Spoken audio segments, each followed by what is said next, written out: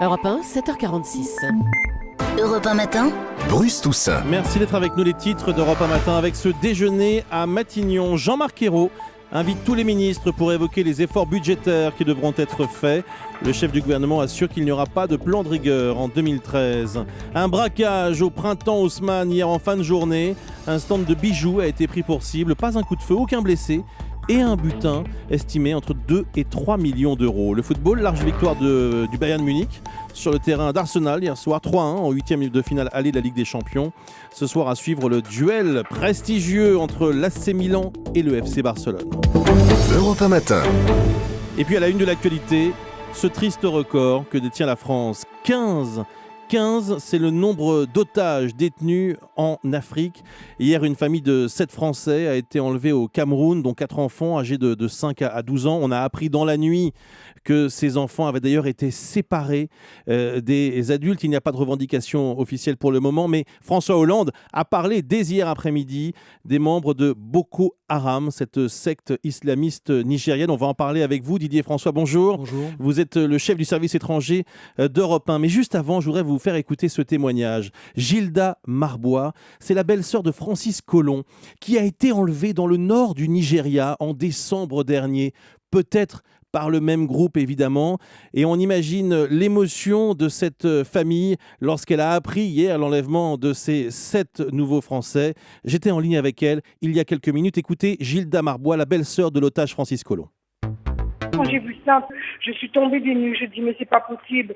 C'est immonde ce qu'ils font. Vous vous imaginez qu'ils enlèvent des adultes, d'accord, mais pourquoi des enfants? Quelles sont les nouvelles que votre sœur a de son Nous n'avons pas de mari? nouvelles, monsieur. Nous n'avons pas de nouvelles. Nous sommes à la réunion. Nous entendons ce que vous, la presse, vous apprenez à tout le monde.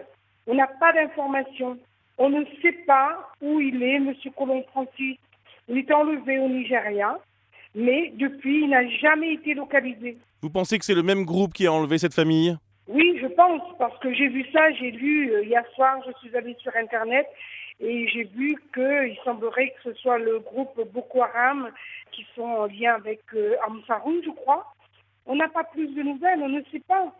Et M. Francis Colomb, c'est un malade, donc ma soeur, ce qui l'inquiète, c'est de savoir s'il a ses médicaments, s'il prend son traitement. La question est d'abord, est-ce qu'il est encore en vie? Qu'est-ce que vous demandez aujourd'hui? Tout simplement des informations. Le Quai d'Orsay ne vous dit rien, ne vous informe de rien? Non, monsieur. Les fois qu'on les a eus, ils nous disent qu'ils n'ont pas d'informations, ils ne savent pas. Là, le lundi, normalement, il devrait avoir un monsieur qui viendrait de Paris. Il s'appelle monsieur Didier Lebret. Il viendrait à la réunion pour rencontrer ma sœur. Je ne sais pas pourquoi, je ne sais pas s'il a des informations, s'il a des nouvelles pour nous, mais normalement, lundi, on devrait le rencontrer en préfecture. Voilà, donc c'était Gilda Marbois, la belle-sœur de l'otage Francis Colomb, 63 ans, enlevé dans le nord du Nigeria le 19 décembre. Didier François d'Europe 1, on découvre une nouvelle mouvance terroriste, un nouveau groupe, Boko Haram. Ça veut dire, Boko Haram, l'éducation occidentale est un péché. Qu'est-ce qu'on sait de cette organisation, Didier? Alors, le groupe Boko Haram, c'est un groupe islamiste ultra-radical du Nigeria, le pays le plus peuplé d'Afrique, rappelons-le. Et c'est une sorte de secte violemment anti-chrétienne, anti-occidentale, née il y a une dizaine d'années dans le nord du pays à majorité musulmane. Alors, dès le départ, ce mouvement, en fait, a été inspiré par les talibans afghans, puisque Boko Haram a essentiellement recruté de jeunes étudiants en rupture de banc ou des élèves, souvent très pauvres, pour les endoctriner dans leurs propres écoles coraniques et s'en servir de chair à canon en les envoyant attaquer des commissariats de police pour se procurer des armes.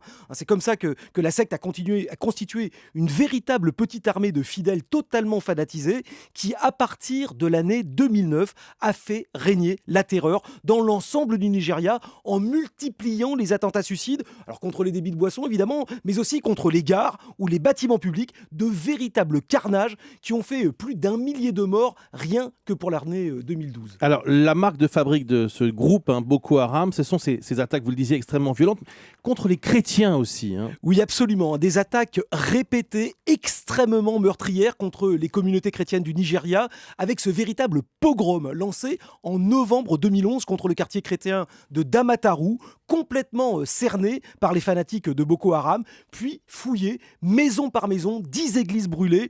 Ce massacre aura fait 130 morts, plus d'une centaine de disparus, hommes, femmes et enfants. Et puis il y a également cette série d'attentats contre des églises dans la capitale le soir de Noël 2012, pendant la célébration des messes, qui là encore ont fait plus d'une centaine de morts. Didier François, je rappelle que vous étiez au Mali, sur le terrain, il y a encore quelques jours. Quel lien peut-on établir entre ce groupe et les djihadistes d'Al-Qaïda au Maghreb islamique? Eh bien justement, à partir de cette année 2009, où le groupe Boko Haram s'est radicalisé sous l'impulsion d'un nouvel émir qui s'appelle Aboubacar Chakou, eh bien il va prendre contact avec l'ensemble des groupes djihadistes de la région, d'autant qu'une partie de ses fidèles, quand même combattus par l'armée nigériane, doit trouver refuge dans les pays voisins, alors le Tchad, le Niger et bien sûr le Mali, où les islamistes ont créé ces véritables sanctuaires avec des bases arrières, des camps d'entraînement, et donc c'est là qu'une partie des membres de Boko Haram reçoivent leur entraînement militaire, plus particulièrement auprès d'un groupe qui s'appelle le Moudjahou. C'est le groupe qui s'est emparé